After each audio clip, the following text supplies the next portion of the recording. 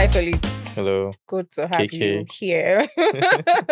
You guys, I dragged him out of his busy schedule. Oh, So thank you very much for being here. thanks for having me. But I call him GenZ HR. I believe everybody knows him as GenZ HR as well.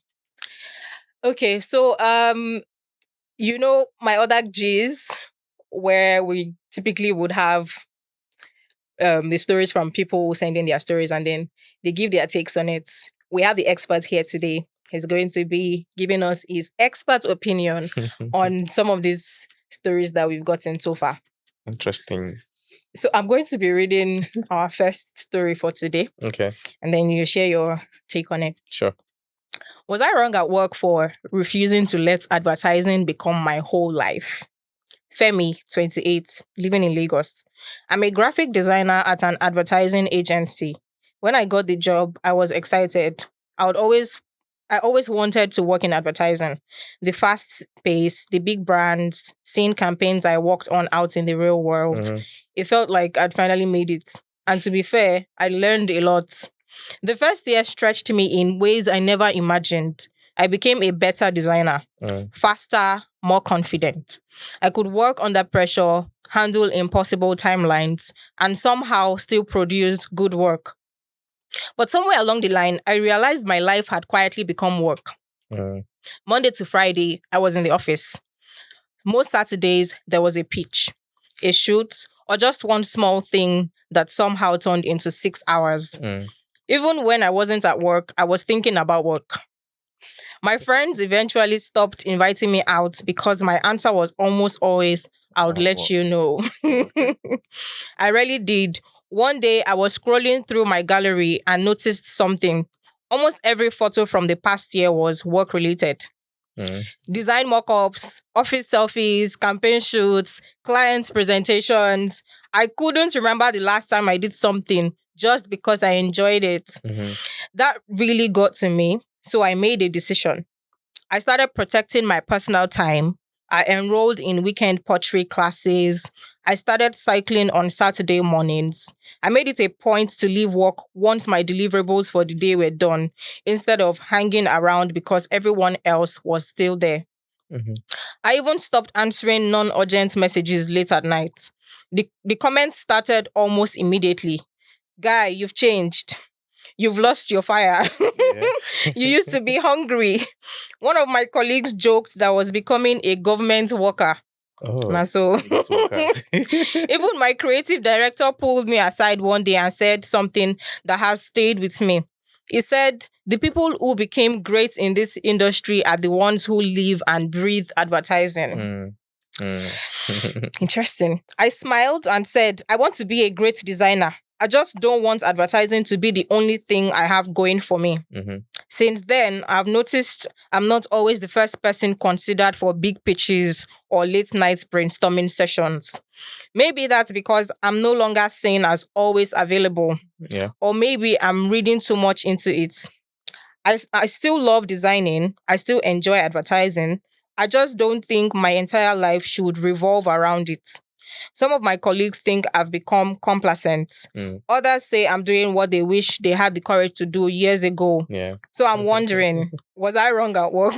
Am I the a-hole for refusing to make advertising my entire life? Oh my God, such a dilemma. Oh my God, what? That was me 2024. I quitted. Yeah, my entire life had revolved around work. I go to work 8 a.m., 8:30 a.m., come back 9 p.m. Yeah, not because I had too much to do, because I just wanted to like be that high performing guy, at work. I always want to like be the high performer, I want to get the promotion, I want to get different things really. So when I heard that story, it was just taking me back to 2024. I quit. I mean, I left to 9 to 5 again, 2024, to do my own stuff because I was tired. My case was I was doing one thing over and over again, right? I felt like I had known everything, as what I was doing at the time. So is Femi wrong for picking himself? Absolutely not. No, he's not wrong. Femi, you're not wrong. Oh. Omo, you're not wrong. So you're not wrong. You're not wrong. Look, work can be, if you're not careful, if you're not intentional about it, yeah, about managing your time, things manage your time for you. Mhm. Right now, Femi, I mean, before he got to this realization, obviously, he didn't know how to manage his time, and he had given everything to work. That's why I tell people, right? Don't start where you cannot finish. Mm. Do not start where you cannot finish. It's a dangerous thing to. I mean, if you look at down, people think that he's become complacent, right? Exactly. People think he's become lazy. People think maybe his HR, maybe his manager is even saying this guy is done with us. Mm. Maybe they even think that he's one leg in, one leg out right now because he started what he couldn't finish. That's Okay. why, as much as possible, as much as you want to be that guy who is everybody's favorite at work, before you want to be that person who is always called upon. I was literally always called upon for every little thing at work because I'm everybody's guy. Mm. That was why they call me the GenZ HR, by the way, because people could have access to me, and they could talk to me about anything, and I could respond at any time and everything. So that's people also feel like for him right now, they feel like he's done with them, right? And I can assure you, Femi, right now, what is happening there is they're looking for a replacement. Yeah. Okay. They're looking for a replacement. And That's interesting. it's just one mistake away from leaving the organization. Because they feel like you're not giving enough any longer. They feel like you're not what's the word now? You're not what's that word I'm looking for? They feel like you're not there anymore. Okay. That's what they feel like right now. And of course, people are not going they're going to want to have that initial energy you brought into the team. They want it back. You're not wrong for picking yourself, Femi. You're absolutely not wrong. It's always good to know when to stop. I mean, obviously, you started what you couldn't finish, it's fine. You're here now, you have the realization right now. What can you do? All you need to do is to become more intentional about spending time with yourself and spending time doing things that you love apart from advertising. Obviously, the industry you belong to is crazy. Of course, you've learned numerous things, right? If you believe that you are good at what you do, like you've mentioned, I mean, by all means, do your stuff, but don't let anyone tell you you're not doing enough. You've done enough. You're still doing enough. You only just picked yourself, and I think that you're doing great with what you've got going on right now. Thank you. I hope that helps, Femi. Hopefully, I hope it does. You mentioned something, sometime in your career where you usually spend more hours at work, Yeah. and then you end up closing at 9:00.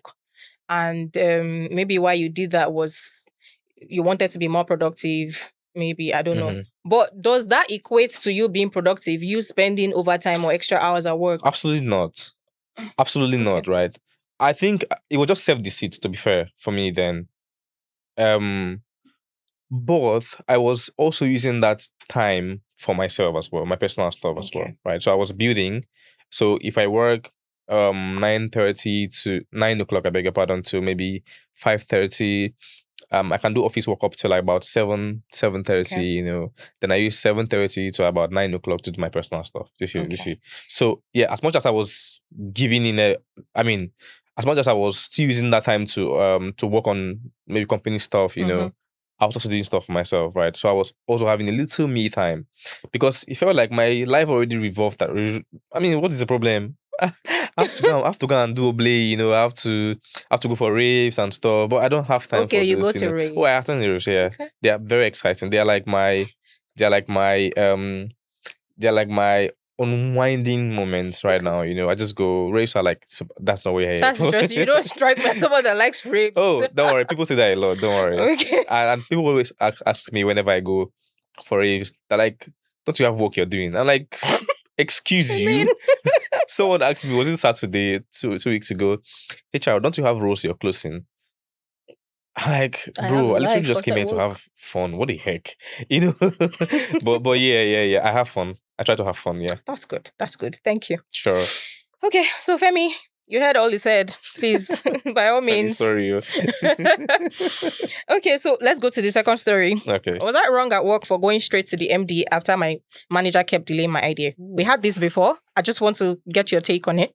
Tough. I'm Oli, 32, living in Lagos. I've been sitting on an idea for months. It's a proposal I genuinely thought could improve one of our processes and even save the company time and resources. A few months ago, I shared it with my line manager.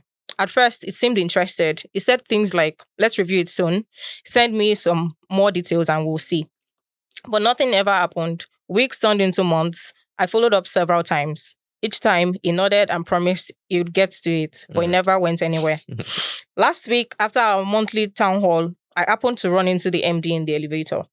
The MD asked me how I was finding the new projects, and I casually mentioned my proposal. I didn't plan it. It just came up in the conversation. To my surprise, the MD was genuinely interested. He asked me to send it directly to him. I did, and he responded the same day with thoughtful questions and next steps.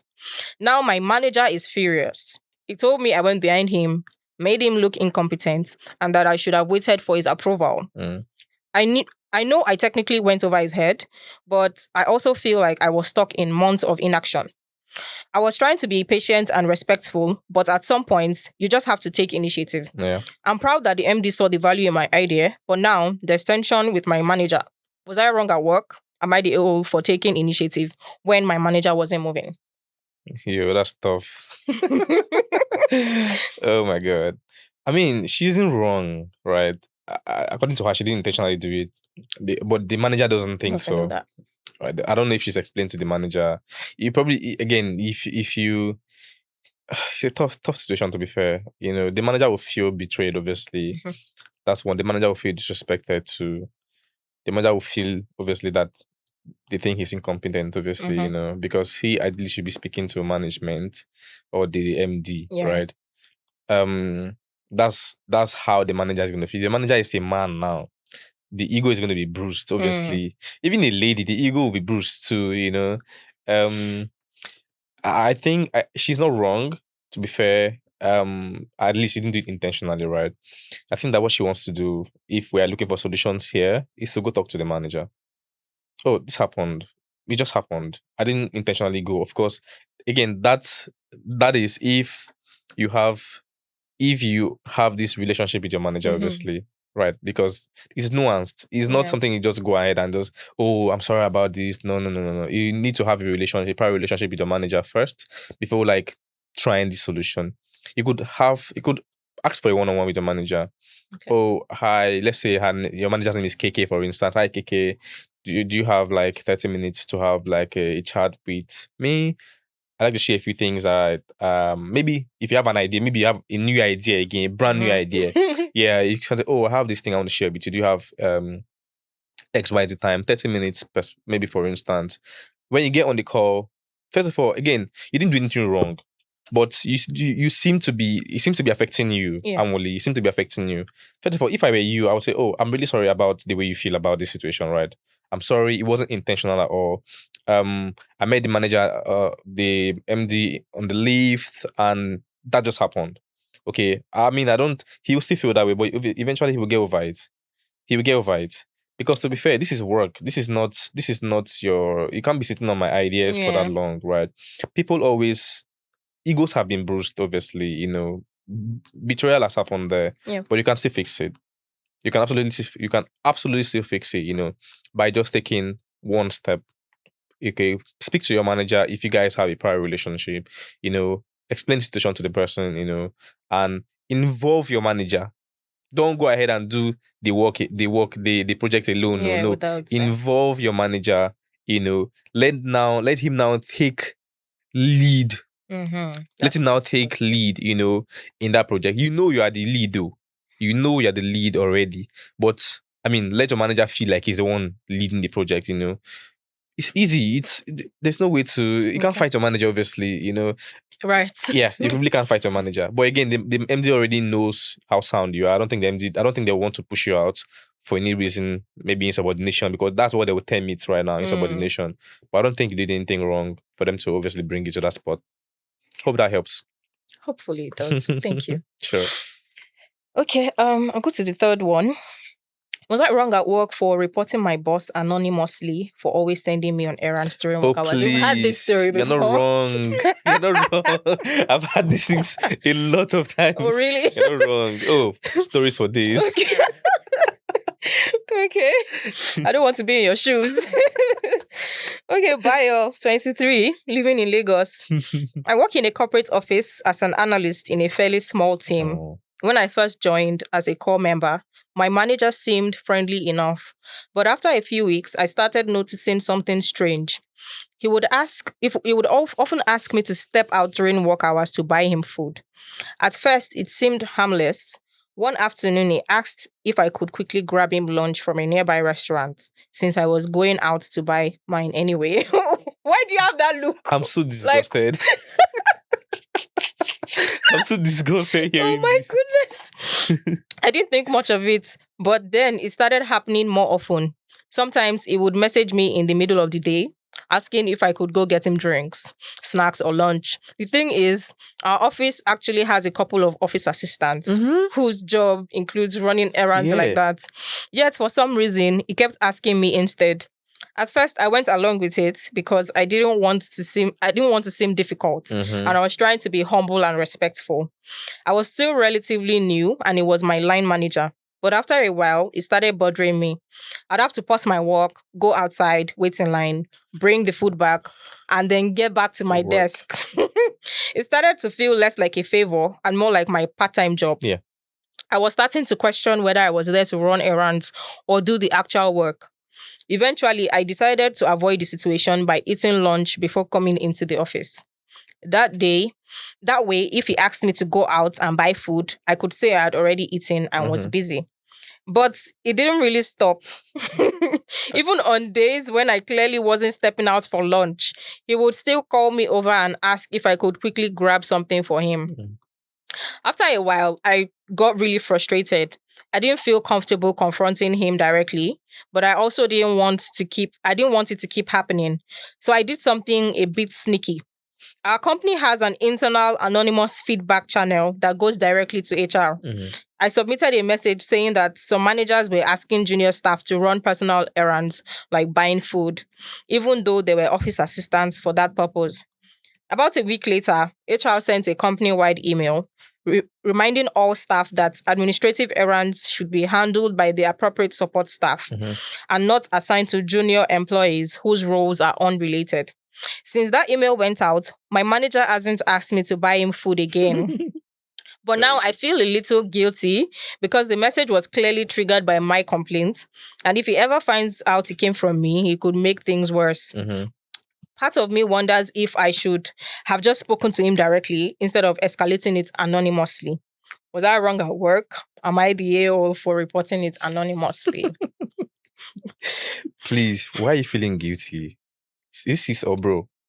It's a guy. Bro, why are you What's feeling his name, guilty? Bayo? Bayo, why are you feeling guilty, please? Do you want to keep running errands? You want to keep running errands when that's not your responsibility? I don't think you did anything wrong, to be fair.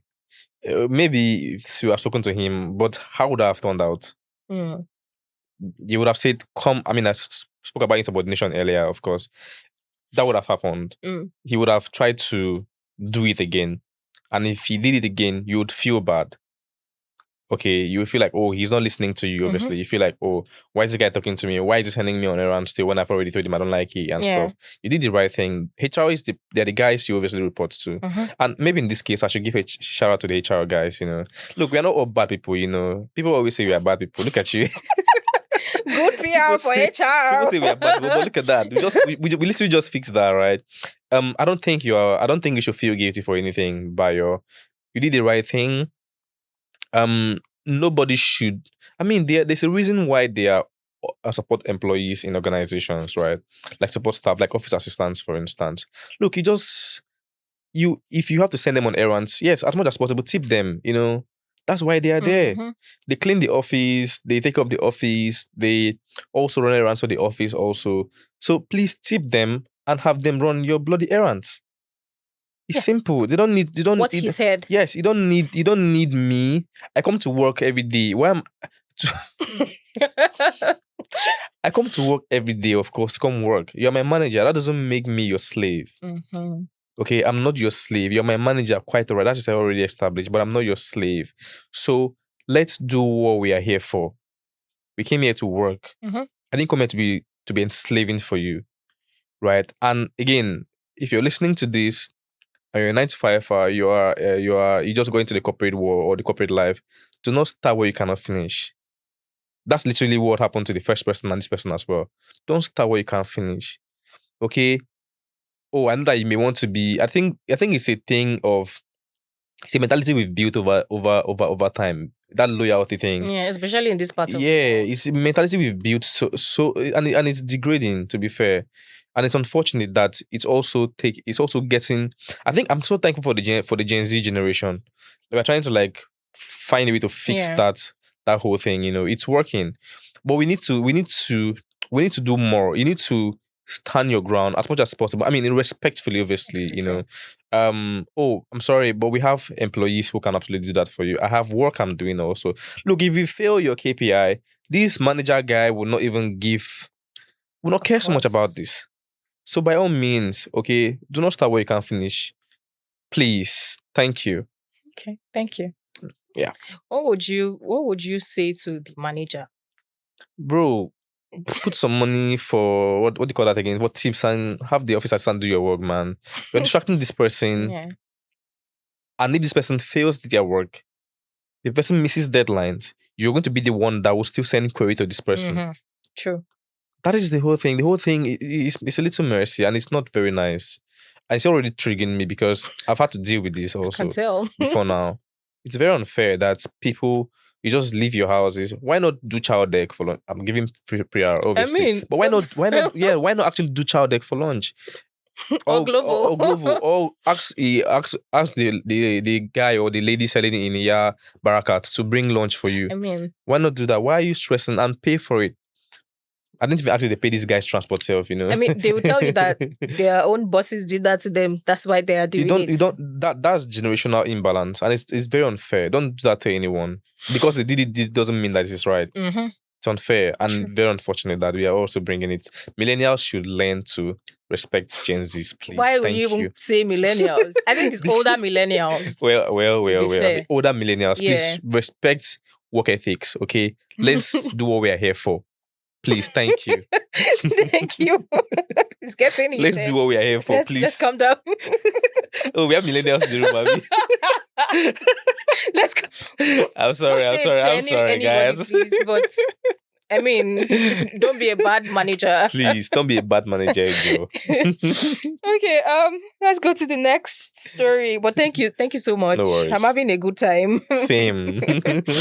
Okay, was I wrong at work for secretly working 2 full-time jobs? Yes, you are wrong. Most of the tech bros are guilty of this. Michael, 30, living in Lagos. 2 years ago, I lost my job during a round of layoffs. Yeah. It took me almost 6 months to find another one. Those months changed me. I'd never really felt that financially vulnerable before. So when I finally got another remote job, I promised myself I'd never be caught unprepared again. Yeah. Doesn't want to be caught on fresh. A few months later, another opportunity came. Also remote, also full-time. The meeting schedules barely overlapped, and I knew I could handle both workloads. So I accepted. For almost a year, I managed both jobs. I bought a second laptop, used different calendars, worked long hours than I'd ever worked before. It was exhausting, but financially, it changed my life. I cleared my debts, started saving, even helped my parents renovate part of their house. Then one afternoon, everything almost fell apart. Both companies scheduled important meetings at exactly the same time. I made an excuse to one manager and attended the other meeting. Unfortunately, the manager had stood up later called me directly. Without thinking, I answered. The problem was, I greeted him using the name of my other company. There was a long silence. He asked me to repeat myself. I quickly corrected it, but I knew I had slipped. Since then, I've been paranoid.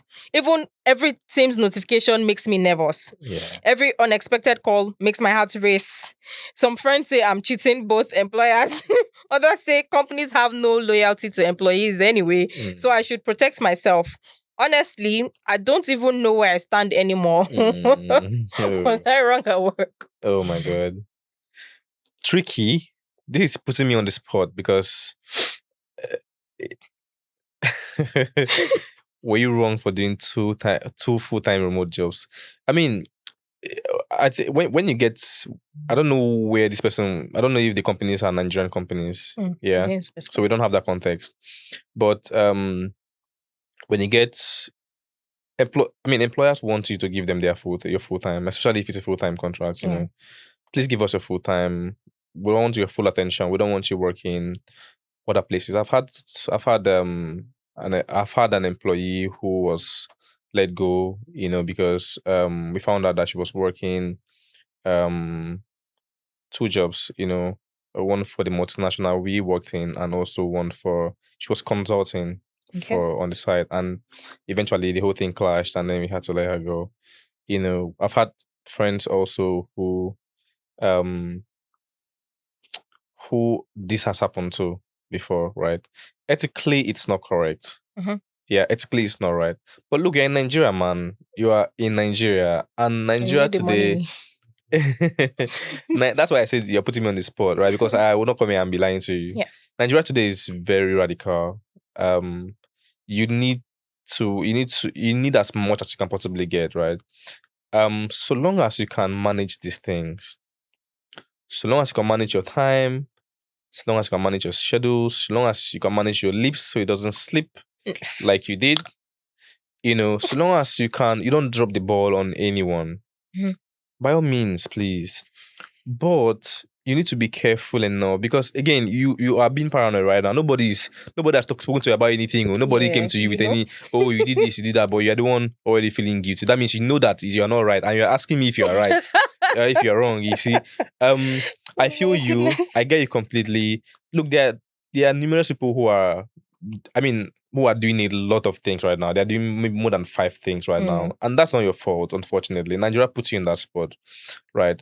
The value for money has reduced, for the naira has reduced so badly, you know. So you get to spend more. I don't know why it's now that we became adults that everything changed. You know, I have no idea, right? It's painful because 5 naira used to have worth, you know. 20 naira used to have worth, 100 naira. I don't know what you buy 100 naira right now. I don't think you can buy maize like corn. No, you can't. With 100 naira right now. You cannot buy agbado for 100 naira. It's 500, 400. You can't buy even it. our president promised us agbado. We can't even afford it. We can't even afford agbado, unfortunately. Jesus. You see? So 100 naira doesn't have value anymore. You start spending from 200 naira, you know. That's what has value right now. Unfortunately, it happened in our time.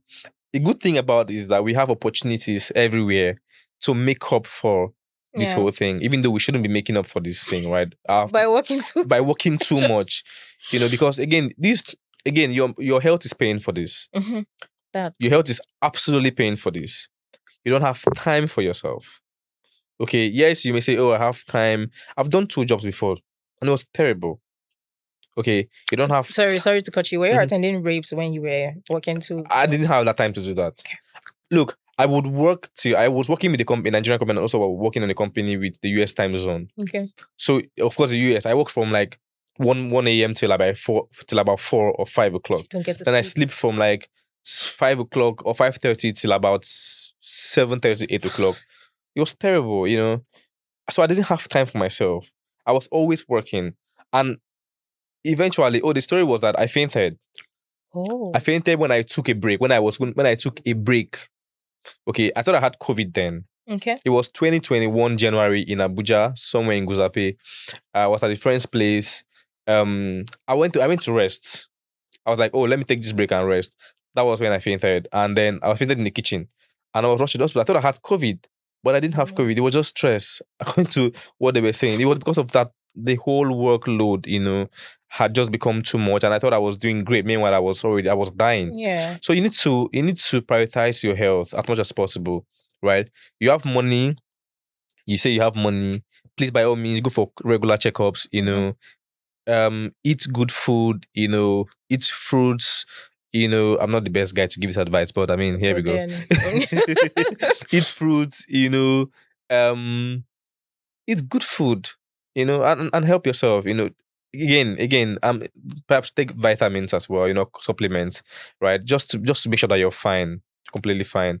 But are you right or are you wrong doing 2 full-time jobs? Yes.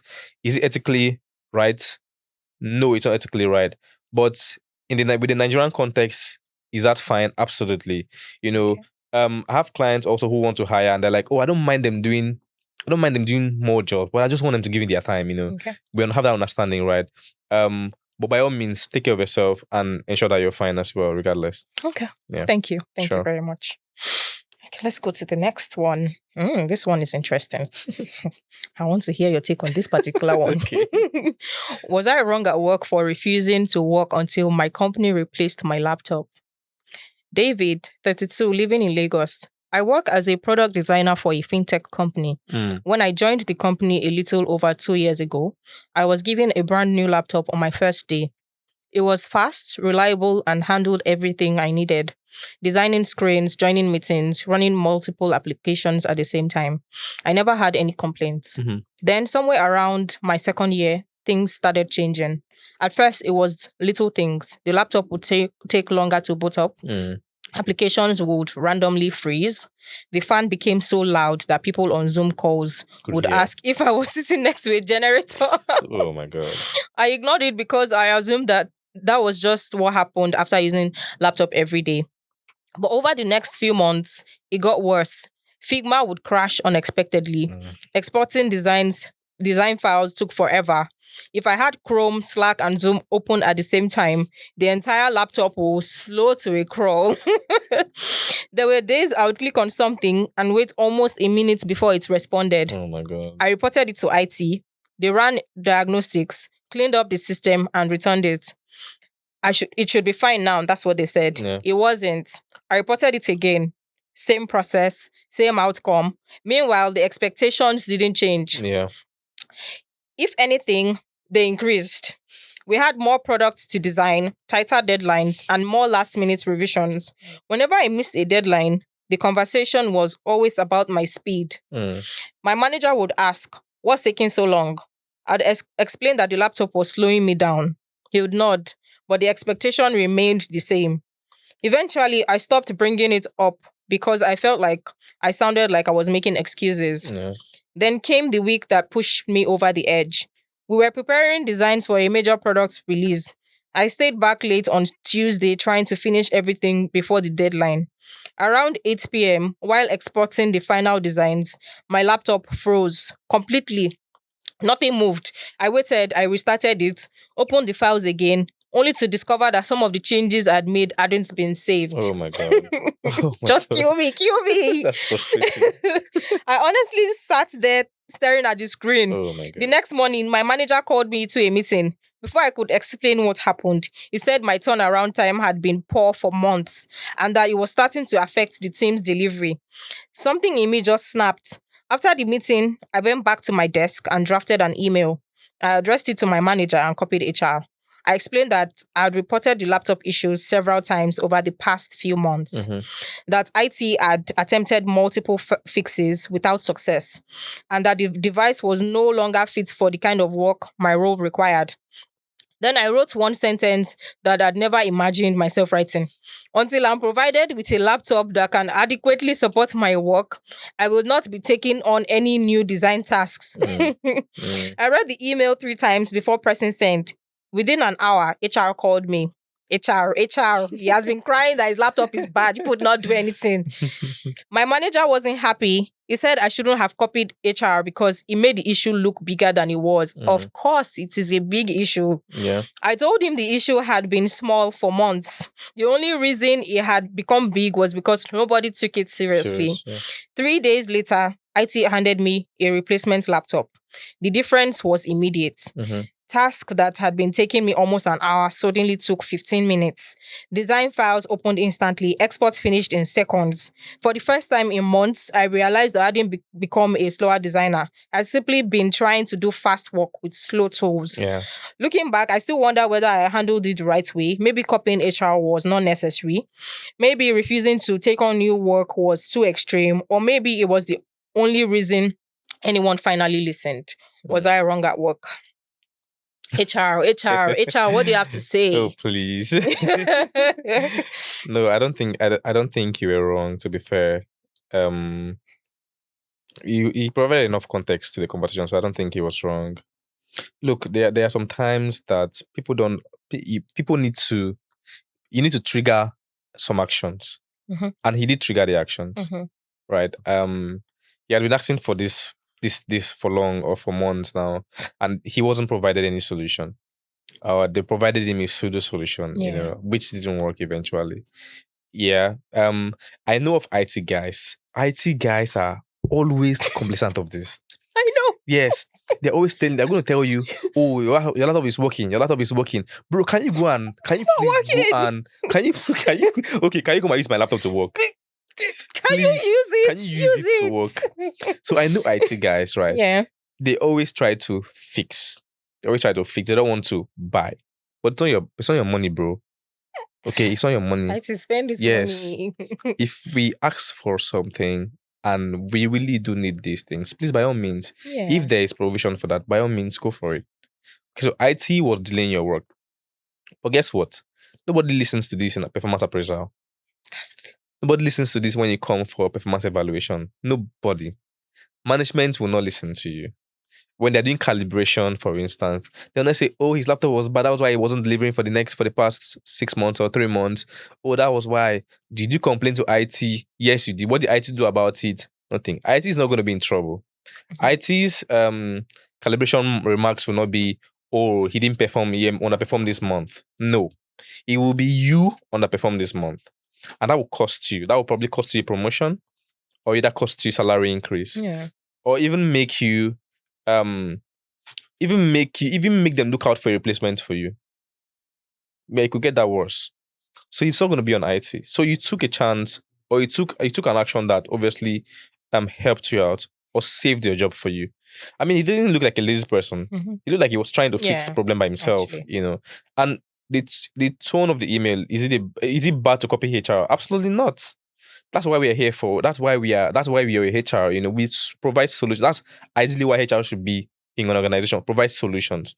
As you can see, I don't know who solved the problem for you, but I imagine that it was when you copied HR in the email and it got escalated and everything became fine. So you were not wrong to copy HR in the email. And the statement you made in the email, were you wrong for it? Well, to be fair, it depends on the organization you make this kind of statements in. Okay. There are some that probably they don't care so much, about such statements, like the one you belong to. There are some that they may take it like, oh, he's done with us, or he's done, he doesn't want to work anymore, But it looks like the guy is a high performer. Yeah. So they have to keep him, and they have to solve this problem for him. So you are not wrong. No, you're not wrong. You handled everything well as an adult, and shout out to you for handling the things, as well as you did, really. And you deal with your manager later, man. Your manager will be fine. If you didn't deliver, if you were not delivering like before your laptop started performing badly, I promise you they would have taken you out of the system already. Your manager would have taken you out and wanted someone new. So I think you did great handling that. So well done. And shout out to HR guys. You just had to do that. Of course.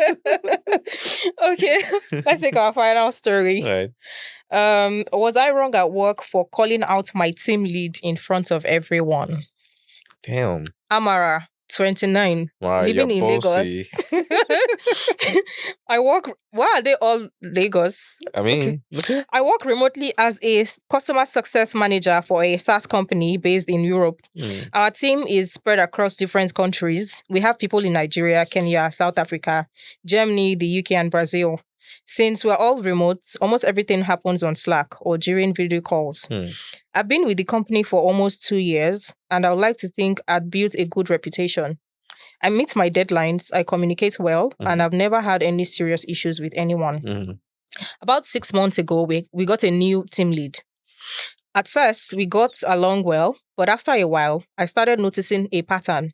Whenever something went wrong, somehow my name always came up. If a client didn't get a response on time, it was because I was slow to respond. If an internal task was delayed, it was because I hadn't followed up. Most times I let it go because I didn't want to seem defensive. Then something happened that really got to me. We had been preparing for a major client onboarding for almost 3 weeks. I was responsible for one section while my team lead was coordinating the overall project. 3 days before the client's go live, one of the integrations failed because another department hadn't completed their part. There was nothing I could do until they fixed it. I mentioned this in Slack and tagged everyone involved. The messages were there for anyone to see. The issue was eventually resolved the next day. A few days later, we had our weekly global team meeting. Our head of customer experience asked why the onboarding had been delayed. Before I could say anything, my team lead replied. She said there had been some delays from Amara's side, but that everything had eventually been sorted out. I honestly thought I had misheard her because that wasn't what happened. There had been delays, but they weren't mine. For a few seconds, I debated whether to let it go. Then I remembered the Slack thread. Everything was there, the entire update. So I spoke up. I said I just wanted to clarify something because I don't think that's an accurate representation of what happened. The meeting went quiet. I shared my screen, pulled up the Slack conversation, and walked everyone through the timeline. Very good. You could literally see when I raised the issue, who acknowledged it, and which team the blocker was waiting on. Nobody said much after that. The meeting ended a few minutes later. About an hour afterwards, my team lead sent me a direct message. She said I embarrassed her in front of senior leadership To me, but and that I should have spoken to her privately instead of correcting her during the meeting. oh, really? Really?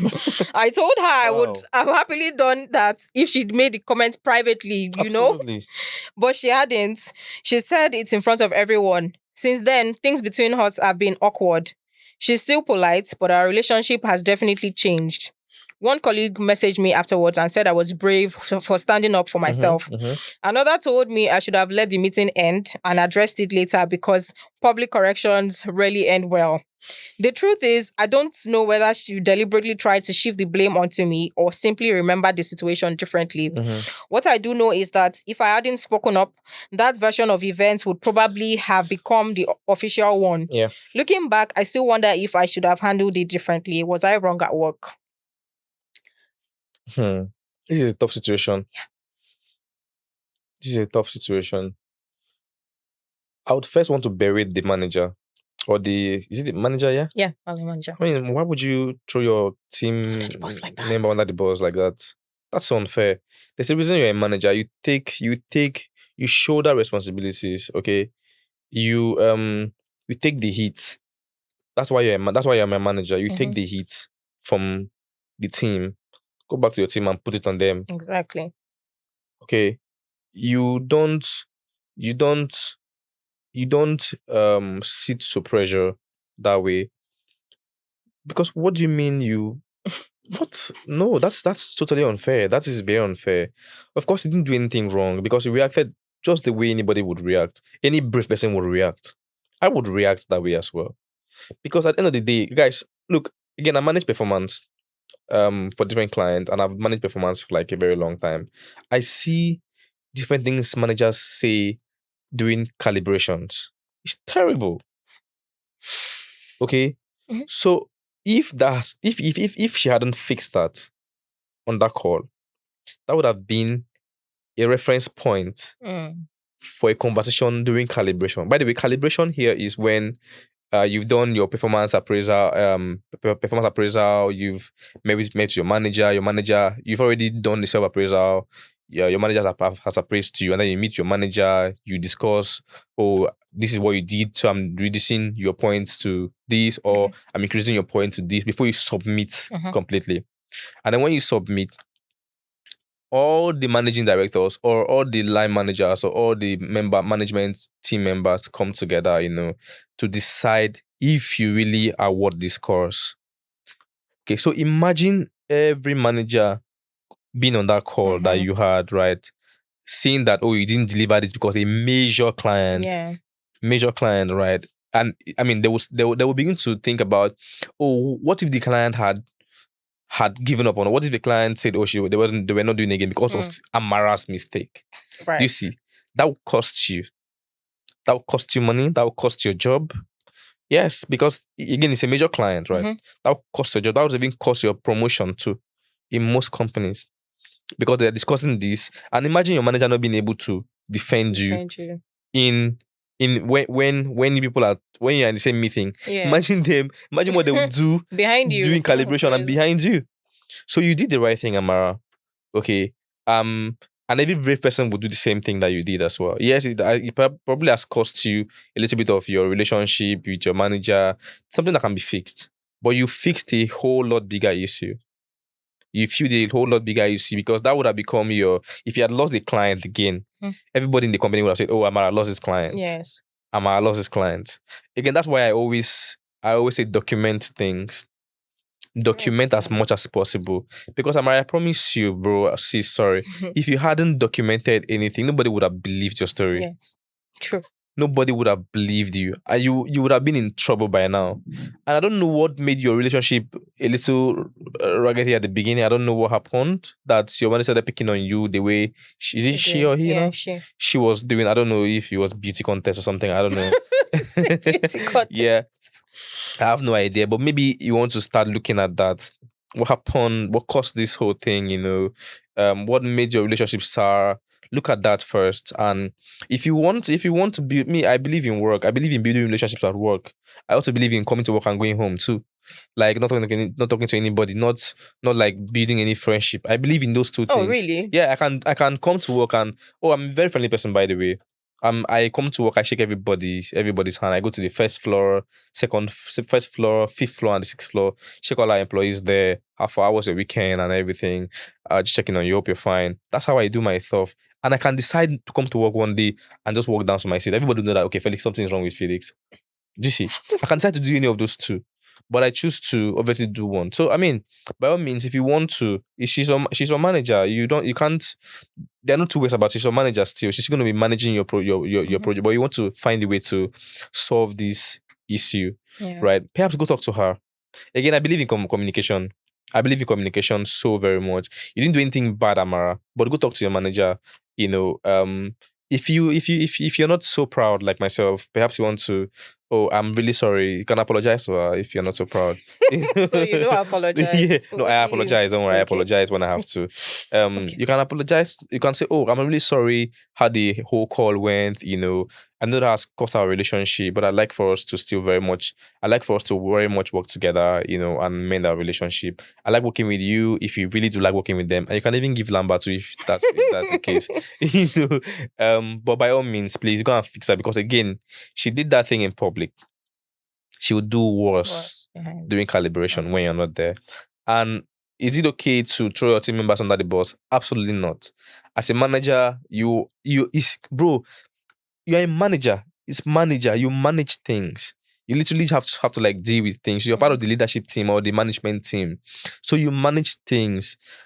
You don't throw your people under the bus that way. Absolutely not. Just like your parents will not in public, they will not scold you in public, obviously.